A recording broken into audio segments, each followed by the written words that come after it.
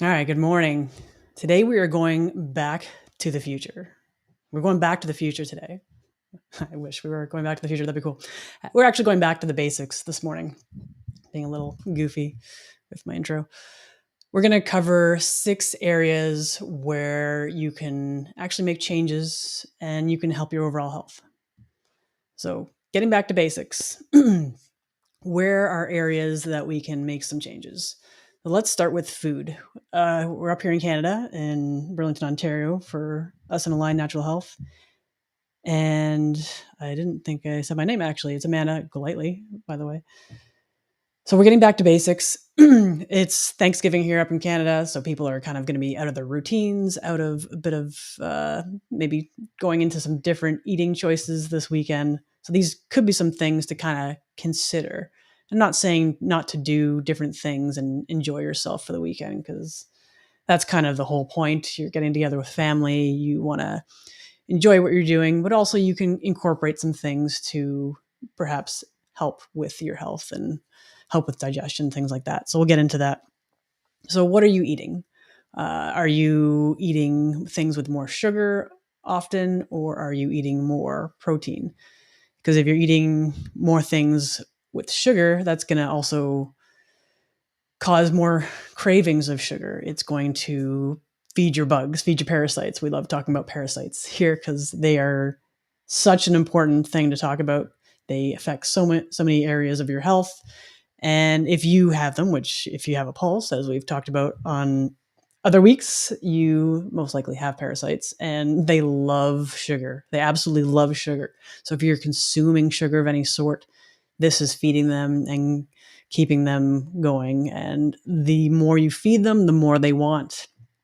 And these symptoms can be anywhere from, again, having sugar cravings. You could be feeling irritable, headaches, hangry. I know I used to experience that years ago, where if I didn't eat for a long time, I would actually start feeling like I could potentially like drop, blood sugar issues. So I would make sure to have a granola bar or something with me. Uh, you could be experiencing anxiety. There could be weight gain, lowered immune function. That's all. These are all things that go along with consuming more sugary items. So, what do you want to focus on? What are your healthy options? So, whole foods as much as possible. I know there's a plethora of ways to eat and what would they call diets out there. What's the ways of eating that can be most beneficial for you? Simplest thing to look at is whole foods. Cut out the processed foods, keep it as simple as possible. Keep it one ingredient. Is it beef? Is it a veggie of some sort? Is it a fruit? You can't get any simpler than that. If it comes in a packaged container of some sort, likely it's processed, likely it has more sugar and more additives and things that are going to affect you. So focus on whole foods as much as you can. So that's shopping the circumference of the store, looking at, again, your meats, your veggies, your fruits, things like that. Protein with every meal. You can start with protein, whatever that happens to be. If it's beef, chicken, eggs, anything like that, you want to. Protein seems to stick with us a little better. It seems to satisfy us a little bit more. So that's a good thing to start with. You want healthy fats in there, your animal fats. It can be olive oil, avocado oil, so beef tallow, bacon fat, whatever your preference is. I love butter, beef, and salt. Those are kind of my basics. Go with that. Slow down and chew your food. I know I am guilty of that at times. Sometimes just you've got so much on the go, and maybe you're not sitting down and actually breathing and enjoying the experience of eating your food. So just slow down, take a minute, take a pause, breathe, chew your foods properly. Limit caffeine. So I know this can be a problem for some people if you're especially if it's affecting your sleep. Going into the afternoon, limit your caffeine. I mean, if you can cut it out altogether, but don't do it all at once. That's a slow process. You want to slowly wean yourself off, because if you come off it abruptly, you're going to experience withdrawal. You're going to have headaches. You're going to have other symptoms happening with that. So limit your caffeines. Avoid, again, processed foods. Keep it as simple as whole foods, one ingredient. Avoid drinking your calories. I know this is something easy to fall into. We've got all these fancy drinks everywhere and these coffees and so many other things you can add in there for flavors and whatnot.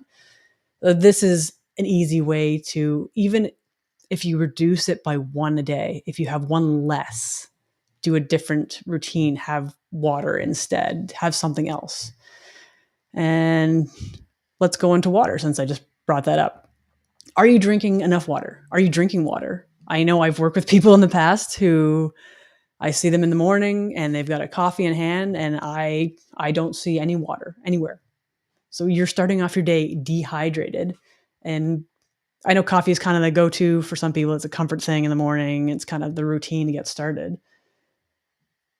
But what about drinking some water? Water is, if you're not drinking enough water, that leads to headaches. You can be irritable that way. You can feel sluggish. Constipation is a big one, brain fog. Like water is so crucial to many of our body's functions, from detoxing, including bowel movements and brain function. And if you're not drinking that, that's going to be affecting all of those things.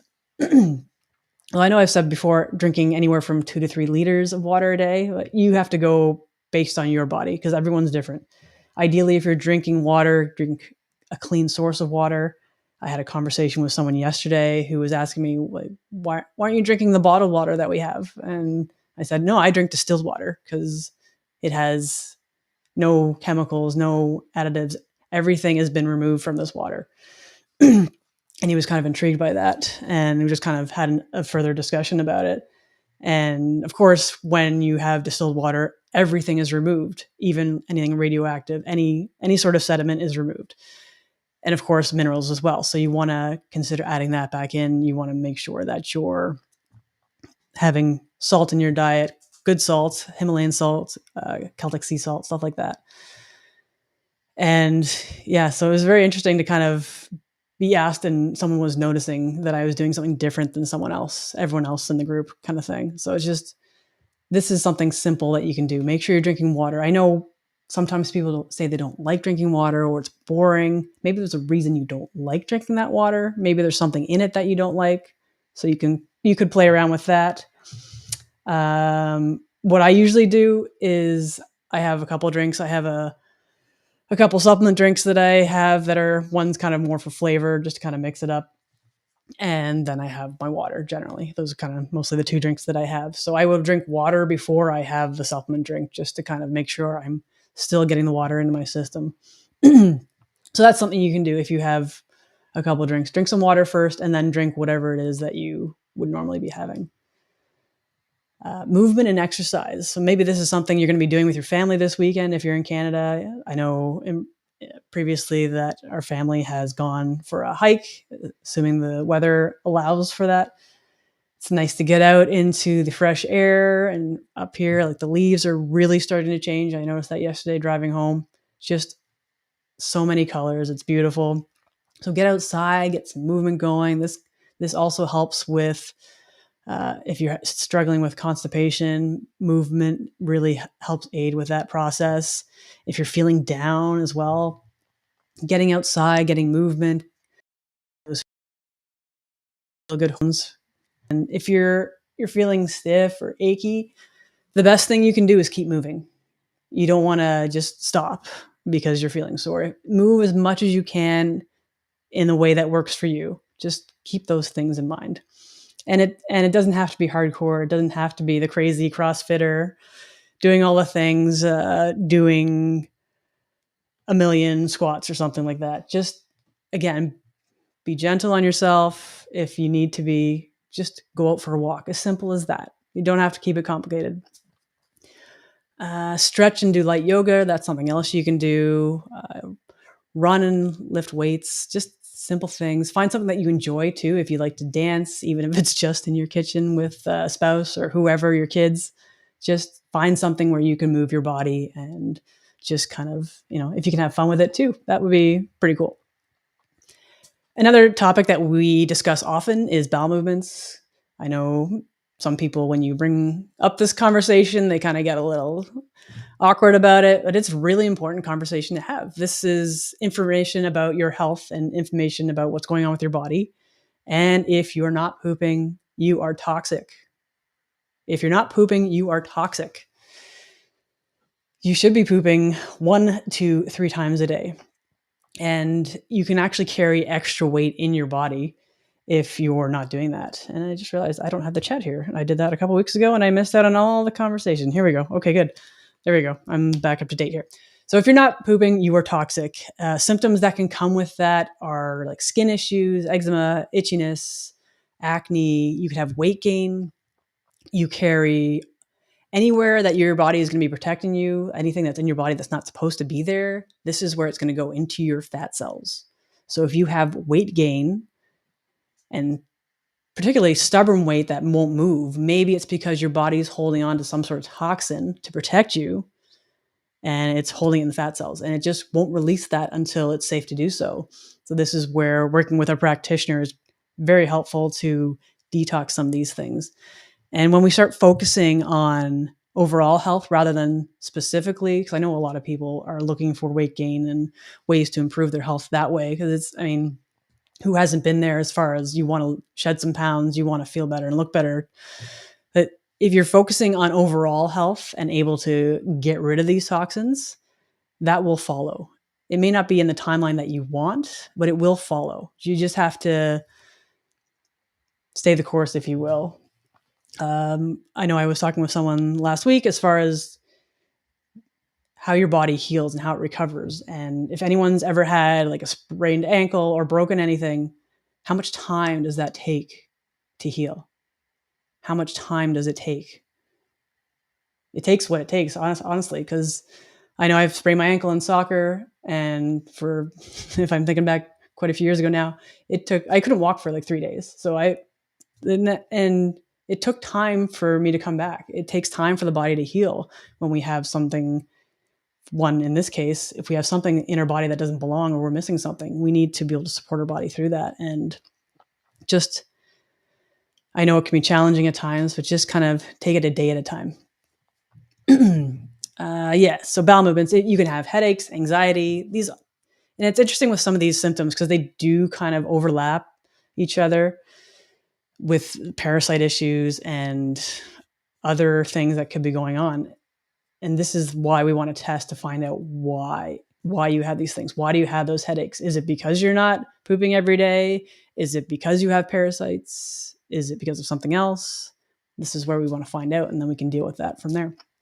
You could have sinus issues. I know that's something I've struggled with and still working on. And again, that's frustrating for me, but it's a process. It's a journey. It's not a destination. It's a constant keep working at it because we've got so many things in our world, so many toxins going on, and we need to just keep working at it. Let's see. So again, we want to focus on exercise and movement because that helps move things through your body. Drink the water because that aids in bowel movements, getting that out, and eat good foods, whole foods. And if you're struggling with that, please reach out to us. We can help you. Oh, here's the next big one. Sleep. Sleep. So important. And I know Kate's talked about this before. So this is something she's mentioned, especially when in the realm of people looking to lose weight, they will sacrifice sleep in order to get that workout in. And I know she's still an early riser, but she would actually get up earlier to go to the gym and kill it because that was how her mentality was back then. She just would push. She's amazing when it comes to getting things done. She's just very focused and very driven. But she didn't realize at the time that sacrificing sleep in order to try and lose weight was not beneficial because if we're not sleeping, we're not healing, we're not recovering, we're not resting. And your body needs this. This is the basic thing. Especially if we're focusing on sometimes losing weight and what we think can help that. But the simplest thing is just allowing your body the time it needs to rest and recover, focusing on that, focusing on the basics. And then some of these things can improve. So generally, you're looking at 7 to 8 hours of sleep. What is Kate? Yes, if you are a woman, that extra hour of sleep can be way more important than the hour at the gym, especially if you are stressed. Excellent point. Stress is just another area. I don't know if I get to that. I probably do. But like, how many hours are you getting a night? Are you waking up through the night? Can you get to sleep initially? Is that a struggle? Are you staring at the ceiling? Kind of things are going on in your head. There's so many different layers to that and why these things are happening, what's affecting you. And I threw a stat in here. I don't know if anyone wants to know, but let's throw it in anyway. According to Sleep Health Solutions in Ohio, an ongoing lack of sleep has been closely associated with hypertension, heart attacks and strokes, obesity, diabetes, depression, anxiety, decreased brain function, memory loss, weakened immune system, lower fertility rates, and psychiatric disorders. That is a lot of things. So if you can focus on getting sleep, just imagine all these areas that can improve for you. Focus on having the 7 to 8 hour night sleep if you can. And you need to set yourself up for success with that too. What is your bedroom like? Is it dark? Is it quiet? Make sure it's comfortable to your preference. Temperature is important. You want to make sure it's at a comfortable temperature, because I know for probably a lot of women out there, if you're going to bed and next thing you know, the temperature just rises and you can't sleep, you're sweating, it's just uncomfortable, it's gross. So that could be for other reasons as well. It could be related to hormones, but at the basic point of it, if you can make sure your room is comfortable and a lower temperature, that will help you in sleeping. Avoid screens and blue lights before bed, because this can impact us as well. And I know that's challenging to do, even for myself, because you want to, maybe that kind of helps you calm down. I don't know if that makes sense, but find other ways to kind of relax your body. Maybe it's a meditation, maybe it's a hypnosis, maybe it's just a quick relaxing walk around the block just to kind of bring yourself down from the day. Whatever works for you, just you have to find what that is. Here we go. Here's the stress. Stress. And whether you realize it or not, you probably have some form of stress in your life.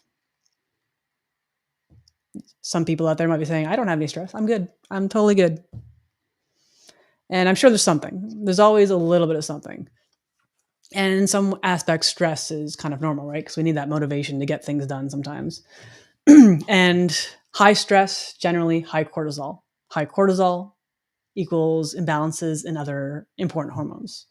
It can lead to, again, weight gain. This is such a common thread throughout all these things. Weight gain around your midsection. So if you're experiencing weight in that area, it could be tied to cortisol. It could be tied to all the stress that you could be going through. And when we're stressed, we don't always make the best decisions. If you're especially emotionally stressed, which is generally, I guess, kind of goes hand in hand, you're not making the best decisions around food. Maybe you're ticked off for whatever reason. I'm not exercising today. I just want to, whatever you're going towards. This, again, weight gain, this can go into cravings. Your anxiety and mood play into this. If you're stressed, trouble sleeping, as I know, we have been in Toastmasters recently doing some new things and kind of out of our comfort zone. And if you're preparing something for that meeting, sometimes you get in your head, you want things to be a certain way and you're just overthinking, and you can kind of insert whatever you're going through, because I'm sure everyone out there has their own whatever is going on in your mind and whatever you're thinking about. And that just keeps you awake. Constipation or diarrhea, if you're stressed, sometimes that's just not going to happen. Maybe it's a situation where you grew up and things were stressful, so you're holding on to things and you're literally holding on to your poop. Headaches and just more things. There's so many things. Kate says underlying infections like parasites also equal stress on the body. Yeah, that's great. Yeah, parasites are involved in so many things. Those little critters. All right. So focus on, when it comes to stress, deep breathing. What do you enjoy doing? What are your passions? What do you love? Is there something creative you like doing? Do you enjoy taking photos? Do you paint? Are you into drawing or maybe playing an instrument? Maybe just getting out in nature, as we talked about before, getting movement in. So you could have crossover things with this as far as easing your stress and getting movement in. Maybe you play a sport. I play soccer, which is awesome. Indoors starting very shortly, which is wonderful. Hypnosis, dancing, whatever, laughing, anything, whatever it is that you need to kind of just release that stress and laugh. Laughter is amazing. Like Kate and I laugh all the time, and she thinks I'm hilarious. I don't know if that's actually true, but she does, and that's all that matters. So just find the humor, find the laughter, find the joy in wherever you can. And there's been someone kind of in my world recently who's had a lot of negativity, and I want to challenge that person. If I find there's a negative comment again, I want to challenge that person and ask, okay, these are all the negative things you're talking about. Give me 3 positive things. What are the positive things? What are you grateful for today? And just changing that energy. What are the things you're grateful for today? Maybe you're thinking yourself out there, what are you grateful for today? Maybe like me, I'm grateful for the laughter that Kate and I share back and forth, and grateful for the opportunity to be table topics master last night, which went really well. And I was amazed at how fluid is the word coming to mind right now, how fluid it was. And rather than, because I'm still working on the first icebreaker, they call it, first speech. I've done the Toast to Canada, but I was actually able to engage with people and interact with them and just really listen to their stories. And everyone there shared something really inspiring and special, I thought. So it was really cool to be able to connect with people that way. So just that for me is another thing to be grateful for. So what for you, what can you be grateful for, especially up in Canada? Well, it doesn't have to be especially in Canada, but for us right now, that might be a thing going around the table. What are you thankful for? So just change up your energy, get away from the negative, and think of some positive things. And so these are just six of the things that I wanted to go through and say, like, these are areas that you can look at to improve your health. If you've got symptoms going on, again, any symptoms, headaches, anxiety, constipation, maybe you've got heartburn. These are things that are not normal. They're amazingly common. You probably have conversations with many people who are dealing with the same things. These are common symptoms, but they're not normal. They are just information telling you that there's something not working in your body. So if you want to find out more, Align Natural Health, we have a tool that we use called quantum nutrition testing, where we can tap in and we test to find out what's going on. We're not guessing. Everyone's body is different. Everyone's body needs different things. So this is why we test. We test to find out what your body needs, what's going on with it, for one. What are the cause of your symptoms? Why do you have the headaches? Is it because maybe you're not pooping every day? Are you full of toxins? Is it a specific toxin, chemical, or metal? Is it parasites? Because they like to cause a lot of problems, those little buggers. They're in everything. It's just, what is the cause? And once we know that, then we can find out what specific supplement you need. Because again, we are all made up differently. Our bodies are handling things differently. We handle stress differently. There's so many layers to that. This is why we are specific for you. Pardon me, my voice is going.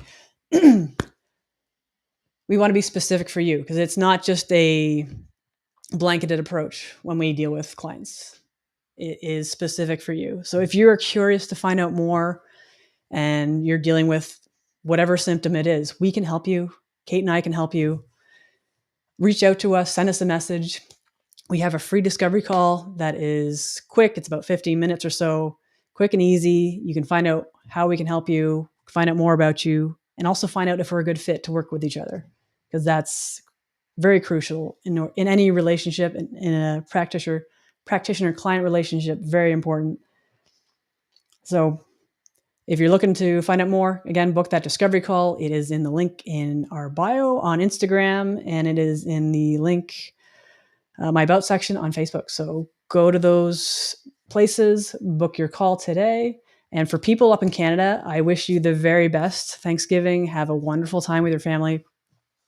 And remember some of these basics if you're going into your holiday dinners, like even if it's just drinking more water, just one thing out of there. What can you do to help improve your health today?